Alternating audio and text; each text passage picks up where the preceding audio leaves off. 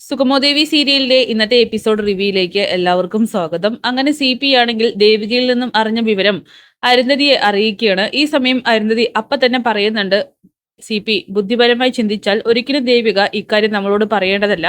മറിച്ച് അവൾ ചെയ്യേണ്ടത് സ്വന്തം ഭർത്താവിനെ രക്ഷിക്കാൻ വേണ്ടിയിട്ട് പോലീസുകാരോട് ഋഷി ജീവിച്ചിരിപ്പുള്ള കാര്യം അറിയിക്കുകയും അതുപോലെ തന്നെ ഋഷിയെ അറസ്റ്റ് ചെയ്ത് കൊണ്ടുപോവുകയുമാണ് ചെയ്യേണ്ടത്. പക്ഷെ അത് ചെയ്യാതെ അവൾ ഇവിടെ ഇങ്ങനൊരു കളി കളിച്ചിട്ടുണ്ടെങ്കിൽ ഉറപ്പായിട്ടും എന്തൊക്കെയോ ഗൂഢാലോചന ഇതിന് പിന്നിൽ നടക്കുന്നുണ്ട്. അവൾ ഒരിക്കലും നമ്മളെ അറിയിക്കില്ലായിരുന്നു. എന്തായാലും സൂക്ഷിക്കണം. മേഡം, ഒരു കാര്യം ചെയ്യേ, എത്രയും പെട്ടെന്ന് ഋഷിയെ ഇവിടെ നിന്നും ദുബായിലേക്ക് വിട്ടയക്കാം. ഞാനത് പറയുന്നുണ്ടല്ലോ CP, പക്ഷെ അവൻ കേൾക്കുന്നില്ലല്ലോ. അയ്യോ മേഡം, ഇനി നമ്മൾ എന്ത് ചെയ്യും? എനിക്കറിയാം, ഒരു വഴിയുണ്ട്. പറയേണ്ടവർ പറഞ്ഞാൽ ഋഷി ഉറപ്പായിട്ടും കേൾക്കുമെന്നിങ്ങനെ അരുന്ധതി പറയുകയാണ്. മേഡം എന്താ ഉദ്ദേശിക്കുന്നത്? ഞാൻ പറഞ്ഞല്ലോ CP, ഞാനത് ചെയ്തോളാം.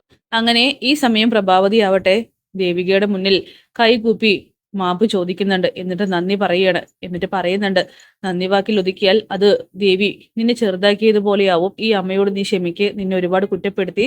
സത്യത്തിൽ ഞാൻ കരുതിയത് നീയും നന്ദനെ കൈ ഒഴിഞ്ഞു എന്നാണ്. പക്ഷെ നീ ചേർത്ത് പിടിക്കുകയാണ് ചെയ്തത്. അവൻ എന്തൊക്കെ തെറ്റ് ചെയ്തിട്ടുണ്ടെങ്കിലും അവനെ എല്ലാം കൊണ്ടും ക്ഷമിച്ച് നീ ചേർത്ത് പിടിച്ചില്ലേ. നീ യഥാർത്ഥ ഭാര്യയാണെന്നൊക്കെ പറഞ്ഞ് ദേവിയെ ഇങ്ങനെ പുകഴ്ത്തുമ്പോൾ അമ്മ ഇങ്ങനെ പുകഴ്ത്താതിരിക്കെ, ഞാൻ എന്റെ കടമ മാത്രമാണ് ചെയ്തിരിക്കുന്നത്. നന്ദുവിനെ നമുക്ക് എങ്ങനെയെങ്കിലും രക്ഷപ്പെടുത്തണം, അത്ര മാത്രമേ ഞാൻ ഉദ്ദേശിച്ചിട്ടുള്ളൂ. അങ്ങനെ സിദ്ധാർത്ഥൻ ഇത് കേട്ടുകൊണ്ട് അങ്ങോട്ട് വരികയാണ്. മോളെ പുകഴ്ത്തട്ടെ, എപ്പോഴെങ്കിലല്ലേ ഇതുപോലെയുള്ള കാര്യങ്ങളൊക്കെ കേൾക്കത്തുള്ളൂ. അതുകൊണ്ടേ മോളിനി തടയാൻ നിൽക്കേണ്ട. അതെന്താ സിധു അങ്ങനെ പറഞ്ഞു? ദേവികക്ക് എന്റെ മനസ്സിൽ എപ്പോഴും ഒരു സ്ഥാനമുണ്ടെന്നൊക്കെ പറയുകയാണ്. ദേവി മോളെ, ഇനി ഈ പ്രശ്നങ്ങളൊക്കെ ഒന്ന് കെട്ടൊടുങ്ങിയാലും നീ ഈ വീട്ടിൽ സ്ഥിരമായിട്ട് വേണം, ഞങ്ങളുടെ മരുമോളായിട്ടെന്ന് പറയുമ്പോൾ ദേവികയാണെങ്കിൽ, അമ്മേ ഞാനിപ്പോ നന്ദുവിന്റെ രക്ഷയ്ക്ക് മാത്രമേ നോക്കുന്നുള്ളൂ, ബാക്കിയെല്ലാം പിന്നീട് സംസാരിക്കാം. സിധു നീ കൂടി ഒന്ന് പറയേ.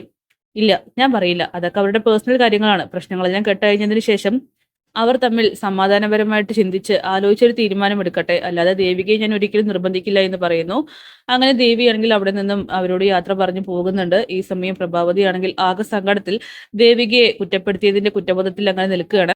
അങ്ങനെ ഭാർഗവി ആണെങ്കിൽ ഗൗരിയോട് പറയുകയാണ്, കണ്ടില്ലേ, ജോത്സ്യനെ കണ്ടതിന്റെ 2ാമത്തെ ദിവസമാണ് നന്ദനെ കണ്ടുകിട്ടിയത്. അതിനർത്ഥം എന്താ? ഇതിൽ ഈശ്വരൻ ഇടപെട്ടിട്ടുണ്ട്. ഓ, അപ്പോ ഹരിസാറും അതുപോലെ ദേവികയും സിദ്ധാർത്ഥൻ അങ്കിളൊക്കെ ആരായി? അവരാണല്ലോ നന്ദനെ സേഫായിട്ട് മറച്ചു വെച്ചത്. ഏയ് അങ്ങനെയല്ല, ഈശ്വരന്മാരാ ഇതൊക്കെ ചെയ്തത്. എന്തായാലേ ഇനി പൂജയ്ക്കൊക്കെ കൊടുക്കണം.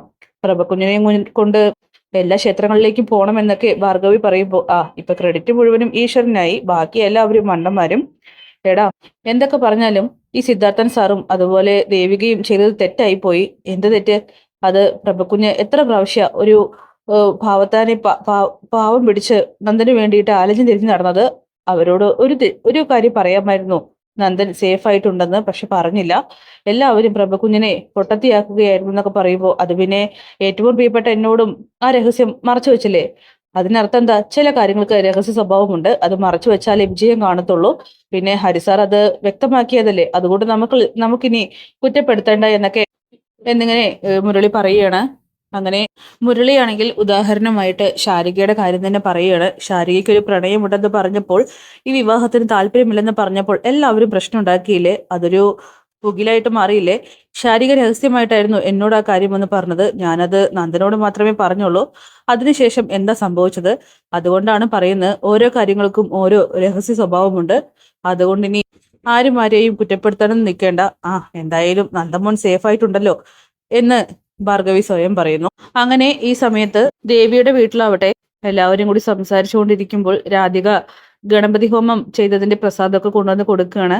ഇതാ, നന്ദമോൻ ജീവനോടെ ഉണ്ടല്ലോ, സേഫ് ആയിട്ടുണ്ടല്ലോ, കഴിക്കെന്നൊക്കെ പറഞ്ഞു കൊടുക്കുമ്പോ, ഓ അമ്മേ, ഇതും കൂടി കൂട്ടിയിട്ടേ ഗണപതിക്ക് എത്രാമത്തെ ഹോമം ചെയ്യലാണെന്നൊക്കെ ചോദിക്കുമ്പോ, ഓരോന്ന് പറഞ്ഞേ ദൈവകോപം വാങ്ങിക്കൂട്ടലേ എന്നിങ്ങനെ ശാരികയോട് പറയുന്നു.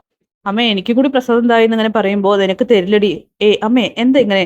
അവൾക്കും കൂടി കൊടുക്കുന്ന പറഞ്ഞ ദേവിയാണെങ്കിൽ വാങ്ങി കൊടുക്കുകയാണ്. മോളെ, ഇനി ഇതുപോലെ തന്നെ നന്ദനും നീയും തമ്മിൽ ഒന്നിക്കണം. ഓ, തുടങ്ങി അടുത്തത്. ചേച്ചി ഇപ്പൊ സമാധാനത്തോടെ ജീവിക്കുന്നത് നിങ്ങൾക്ക് ആർക്കും പറ്റുന്നില്ലേ? ചേച്ചിയുടെ വഴിക്ക് വിടും. ഇത്രയും കാലം ചേച്ചി ഒരുക്കി തീർന്നത് മതിയായില്ലേ? ഈ രഹസ്യം കൂടി മറച്ചു വെച്ച് ചേച്ചി അനുഭവിച്ച വേദന കൂടെ ഞാനുള്ളത് കൊണ്ട് മാത്രം ചേച്ചി പിടിച്ചു നിന്നൊക്കെ പറയുമ്പോൾ, എന്നാലും ചേച്ചിയും അനിയത്തിയും ചേർന്ന് ഒരുപാട് അങ്ങ് അഭിനയിച്ചു, ഒരു സൂചന പോലും തന്നില്ലല്ലോ എന്ന് പറയുമ്പോൾ, എന്നിട്ട് വേണം ഉള്ള ദൈവങ്ങളെല്ലാം കൂട്ടുപിടിച്ച് രഹസ്യങ്ങളൊക്കെ പാട്ടാക്കാനായിട്ട്. അതുകൊണ്ട് ഞങ്ങൾ ആരോടും പറഞ്ഞില്ല. എന്തായാലും ചേച്ചിയുടെ രീതിക്ക് അങ്ങോട്ട് പോട്ടെ.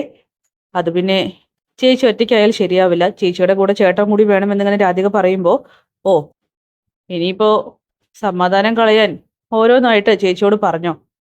ദേ നീയാണ് ചേച്ചിയുടെ മനസ്സ് മാറ്റുന്നതെന്നൊക്കെ രാധിക പറയണം. എന്റെ മനസ്സ് ആരും മാറ്റുന്നില്ലമ്മേ. ഇപ്പോ നന്ദനോടൊപ്പം ഞാൻ നിൽക്കണമെന്ന് തോന്നി. മാത്രമല്ല പ്രശ്നങ്ങളൊന്നും അവസാനിച്ചിട്ടില്ല, ഒന്നിനു പുറകെ ഒന്നായിട്ട് വന്നുകൊണ്ടേ ഇരിക്കുകയാണ്. അതുകൊണ്ട് ആരും അധികം സന്തോഷിക്കും വേണ്ട. പിന്നെ ഹരിയങ്കിൾ പറയുന്നത് ഈ ഋഷി മരിച്ചിട്ടുണ്ടോ എന്നുള്ളൊരു സംശയമാണ്. അതായത് അരുന്ധതി മാഡത്തിന് യാതൊരുവിധ സങ്കടങ്ങളോ വീട്ടിൽ പോയപ്പോൾ ഉണ്ടായില്ല. അതിന്റെ നേർക്കുള്ള ഒരു അന്വേഷണം മാത്രമാണിത്. അങ്ങനെ രക്ഷപ്പെടുകയാണെങ്കിൽ പിന്നീട് നമുക്ക് ആലോചിക്കാം എന്ത് ചെയ്യണമെന്നൊക്കെ പറഞ്ഞ് എല്ലാവരുടെയും വായ അടപ്പിക്കുകയാണ് ദേവിക. അങ്ങനെ നന്ദനാവട്ടെ നല്ല കുളിരും പനിയും. അവനാണെങ്കിൽ ദേവിയെക്കുറിച്ച് ആലോചിച്ച് അങ്ങനെ കിടക്കുന്നു. താൻ ആദ്യമായിട്ട് അവളെ കണ്ടതു മുതലുള്ള കല്യാണം കഴിഞ്ഞ് കൂടെ കൂട്ടി ഇസബലയുടെ പ്രശ്നങ്ങൾ വരെയുള്ള കാര്യങ്ങൾ നന്ദൻ ഓർക്കുകയാണ്. ഈ സമയം അവിടേക്ക് ചേട്ടത്തി വരുന്നുണ്ട്. എന്താ മോനെ പൊതിച്ചു മുടി കിടക്കുന്ന എസ്തപ്പാനെ, ഇങ്ങോട്ടൊന്ന് വന്നേ. എന്ത് പറ്റി? എന്താ സാറേ? ഒന്നുമില്ല, ചെറിയൊരു കുളിര്. അയ്യോ ഹോസ്പിറ്റലിലേക്ക് പോണോ? പനിയുണ്ടല്ലോ എന്ന് പറഞ്ഞ് ചേട്ടത്തി പറയുമ്പോൾ, വേണ്ട, ഹോസ്പിറ്റലിലേക്കൊന്നും പോണ്ട, ഇതൊക്കെ മാറിക്കോളും. എസ്തപ്പാൻ പറയുന്നുണ്ട്, അമ്മച്ചി ഒരു കാര്യം ചെയ്യേ, ആ പച്ചില മരുന്നൊക്കെ എടുത്ത് കൊടുക്ക്, അപ്പൊ പിന്നെ ശരിയാകും. നന്ദനും പറയുന്നുണ്ട് അത് മതിയെന്ന്. അല്ല സാറേ, എന്താ, എന്തെങ്കിലും ഓർത്തിട്ടാണോ? അത് പിന്നെ ദേവിയെ ഞാൻ എൻ്റെ ജീവിതത്തിലേക്ക് ക്ഷണിച്ചത് സന്തോഷകരമായിട്ടുള്ള ജീവിതം തരാമെന്ന് പറഞ്ഞിട്ടായിരുന്നു. പക്ഷേ ഈ നിമിഷം വരെയും ആ വാക്ക് പാലിക്കാൻ എനിക്ക് കഴിഞ്ഞില്ല എസ്തപ്പൻ ചേട്ടാ.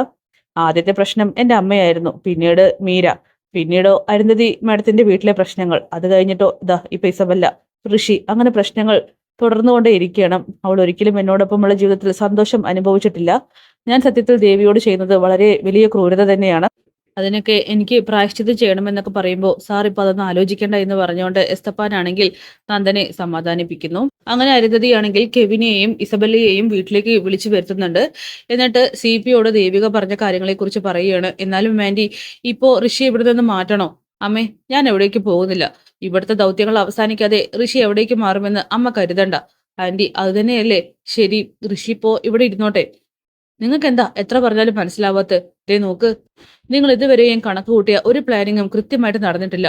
ജയിക്കുന്നത് അവർ മാത്രമാണ്. അതുകൊണ്ട് ഇനിയെങ്കിലും ബുദ്ധിപരമായിട്ട് നീങ്ങിയില്ലെങ്കിൽ കാര്യങ്ങളെല്ലാം കുളമാകും. എങ്ങാനും നന്ദൻ നമ്മളെയൊക്കെ നിരീക്ഷിച്ച് ചുറ്റിലുണ്ടെങ്കിലോ, അവൻ സത്യങ്ങൾ അറിഞ്ഞ് നമ്മളെ കൊല്ലാനുള്ള കലിയിലാണെങ്കിലോ, ഋഷിക്ക് അപകടം പറ്റിയാൽ അത് എനിക്ക് താങ്ങാൻ കഴിയില്ല. അതുകൊണ്ട് ഋഷി, ഇതെല്ലാം ഒന്ന് കെട്ടടങ്ങുന്നത് വരെ നീ ഒന്ന് മാറി നിൽക്ക് എന്നിങ്ങനെ പറയുമ്പോൾ അരുന്ധതി വീണ്ടും കെവിനോടും ഇസബല്ലയോടും പറയുന്നുണ്ട്, നിങ്ങൾ സുഹൃത്തുക്കളാണെന്ന് പറഞ്ഞ് നടക്കാതെ അവരെ ഒന്ന് ഉപദേശിക്കുന്ന.